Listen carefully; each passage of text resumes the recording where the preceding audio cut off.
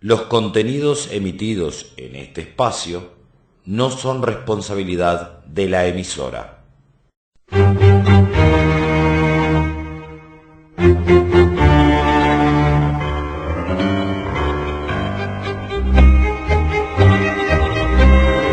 A continuación, en la mañana de la 94.5 FM del Pueblo, La Otra Radio, las opiniones que importan.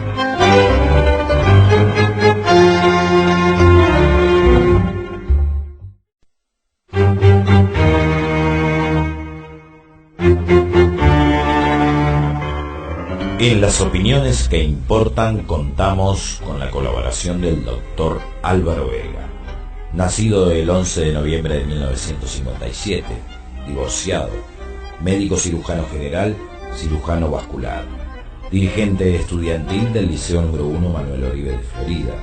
En 1983 integra la dirección del Sindicato del Círculo Católico, refundación. En la misma fecha, refundación de la PROFUS, Federación Uruguaya de la Salud. De 1983 a 1987, delegado del personal no médico en el directorio del Círculo Católico de Obreros de Montevideo. De 1985 al 86, secretario del Interior de la Federación Uruguaya de la Salud.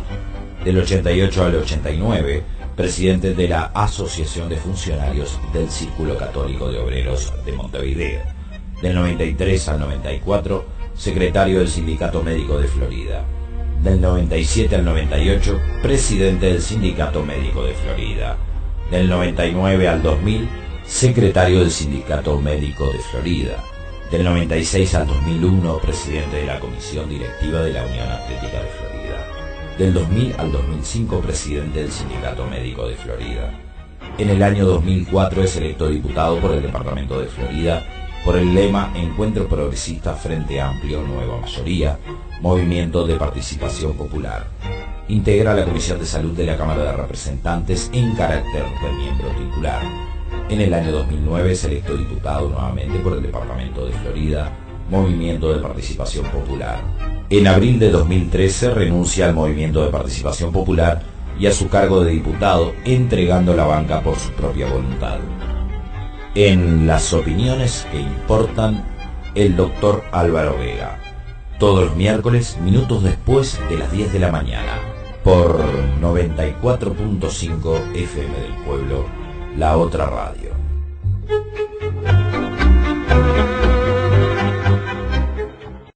Buenos días, queridos oyentes de la 94.5 FM del Pueblo. Retomamos nuestro contacto habitual de la semana, en la cual intentamos transmitirles algunas reflexiones para que ustedes puedan tener información y eventualmente tomar alguna posición. No quiere decir que estén de acuerdo conmigo, quiere decir tómenlo en cuenta, discutan y forjen su propia saquen sus propias conclusiones. Hoy voy a comenzar un ciclo en el cual vamos a hablar del tema salud, que es un tema que nos ha preocupado desde siempre por nuestro trabajo en la Cámara de Diputados y que me parece que es bien importante para el país que vayamos viendo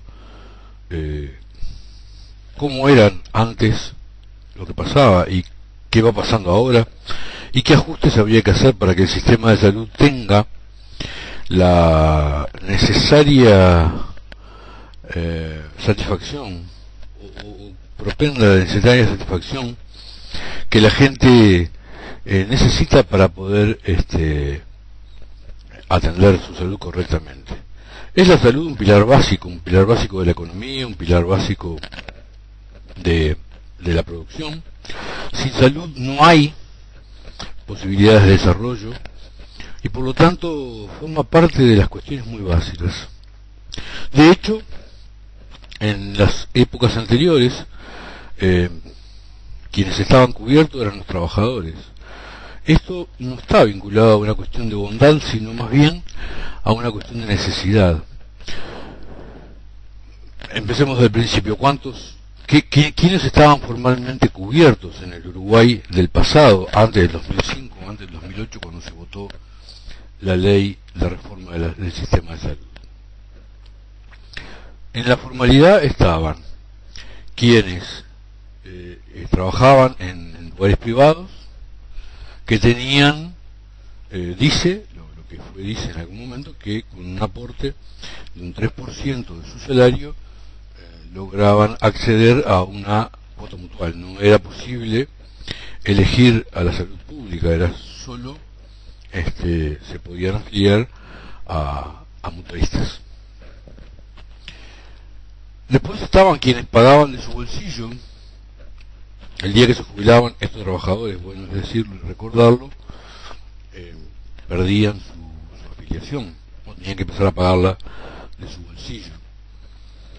La otra cosa que sucedía es que hace mucho tiempo se había decretado una imposibilidad de cambio. Quienes se afiliaban a una mutualista era para siempre, porque no había chances de que modificaran su afiliación debido a que el sistema no lo permitía. Uno nacía después de que entraba a trabajar en una mutualista y ya después quedaba entrampado y no podía modificarlo, salvo por circunstancias muy específicas.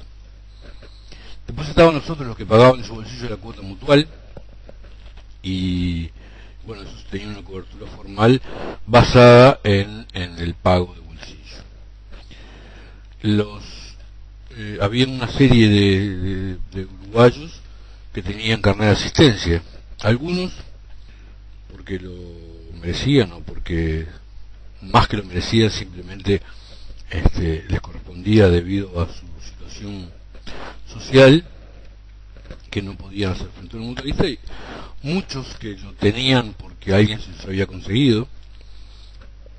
Hubo una época de Uruguay en que dentro de las cuestiones políticas se traficaba lo que se llamó en ese momento carnet de pobre, como forma de conseguir votos, una de las tantas que había en este país.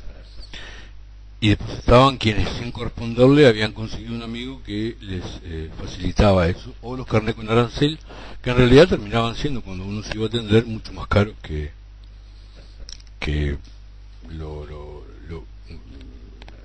se fuera a pagar la asistencia, porque Salud Pública tenía mucho cuidado de no competir con las empresas privadas, y por lo tanto sus precios eran absolutamente fuera de lugar.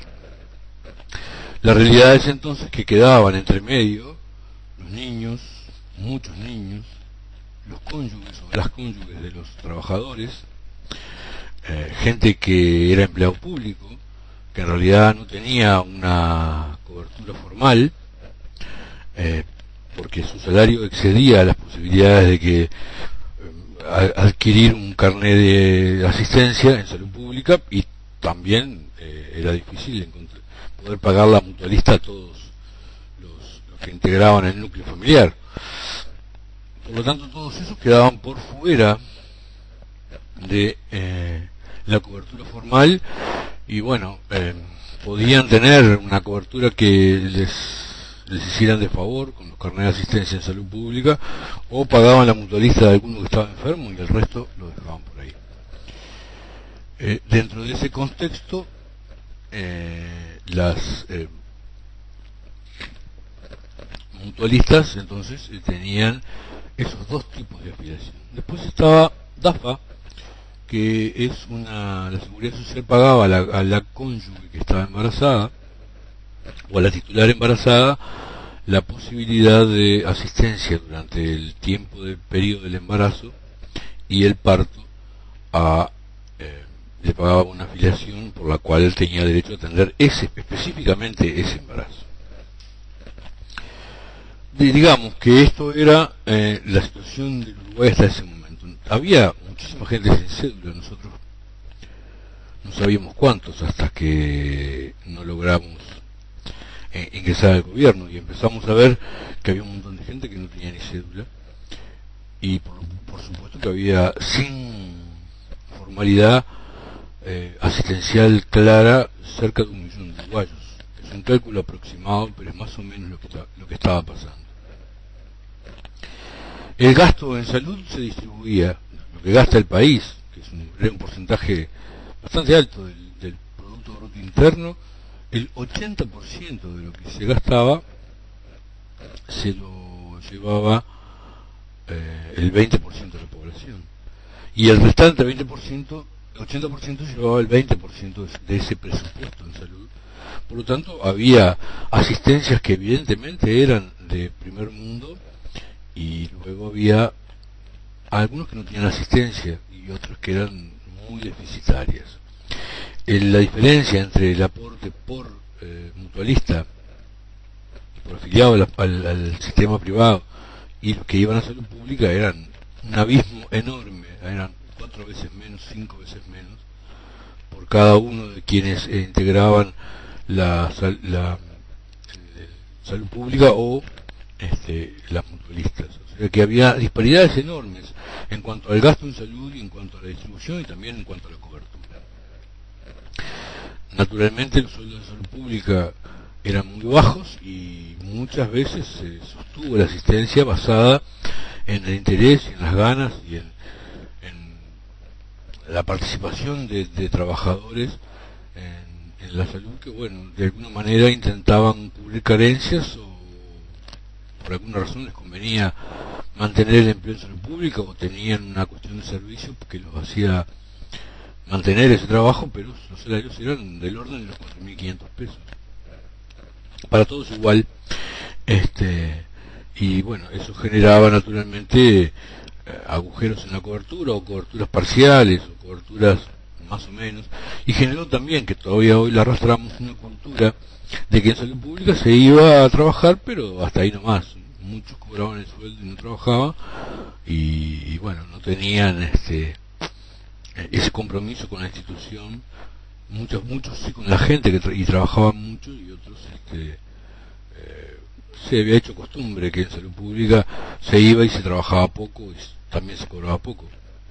Esto fue acuñado en una frase dicha a propósito del caso, pero extendiéndolo a todos los funcionarios públicos, por el actual senador Luis Lacalle, en ese momento presidente de la República, que dijo: yo hago como que les pago, ustedes hacen como que trabajan, o al revés. Pero la verdad es que esa era una realidad que el Uruguay estaba acostumbrado a subsistir. La gente iba a salud pública y decía: bueno, está, es lo que nos dan, es gratis, es para pobres, y se conformaban con lo poco o mucho que obtenían. En realidad, siempre que uno tenía una enfermedad grave, las posibilidades de asistencia eran muchas.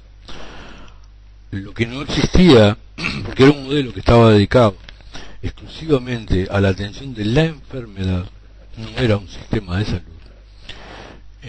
Entonces lo que no existía es cuando uno tenía algo leve o pretendía evitar llegar a situaciones complejas cuando tenía una enfermedad. En ese momento seguramente no tenía la asistencia. Ahora, si a raíz de eso se complicaba, entonces se empezaba a tener una asistencia mejor y de buena calidad. Nosotros habíamos hecho un cálculo en la etapa previa, en la discusión de la ley del Sistema Nacional Integrado de Salud, en la cual alguien que tuviera presión alta tenía, si 40 años pasaba con presión alta, un gasto en salud de unos $400. Sin embargo, muchas veces iba a buscar el medicamento y no estaba, y como además nadie le decía, o le decían poco que cumplía la dieta, tampoco mucho la cumplía. Si derivado de esa enfermedad se complicaba, hacía una hemiplegia, se iba al CTI, se le sacaba una tomografía, se le empezaba el tratamiento, etcétera, y se gastaban $20.000 en un rato para, en definitiva, intentar de que no se muriera, pero que obviamente quedaba con secuelas. Y entonces terminábamos además con alguien que quedaba muy limitado, pero gastábamos, por no gastar $400 en toda su vida, terminábamos gastando $10 o $20.000 en un rato, en unos días, a veces los últimos de los pacientes, por solo el hecho de no haber tenido el acento donde se debía hacer, que es la prevención de las enfermedades. Era otro de los paradigmas que se intentó modificar con el Sistema Nacional Integrado, es decir, no un sistema que atendiera a la salud, sino a la enfermedad, sino un sistema que atendiera a la salud. Es decir, que lo captara antes de la etapa en el cual sobrevenían las complicaciones, y ya después, por mucho dinero que se gastara, seguramente las secuelas se les iban a quedar. Los trabajadores estaban desconformes, los usuarios estaban desconformes, y el resultado del sistema eran malos. Por lo tanto, estábamos financiando un sistema que en definitiva era caro porque no atendía en el momento adecuado a la gente, y tenía desconformes a todos los que trabajaban en él, y a los que se atendían. Entonces, la verdad que la ecuación era muy embromada. Había habido intentos de cambio. En realidad, cada convención médica, el sindicato médico, la FEM incluso, estaban en la línea de la generación de un servicio nacional de salud. Se reclamó por todos lados, pero nunca se dio un paso.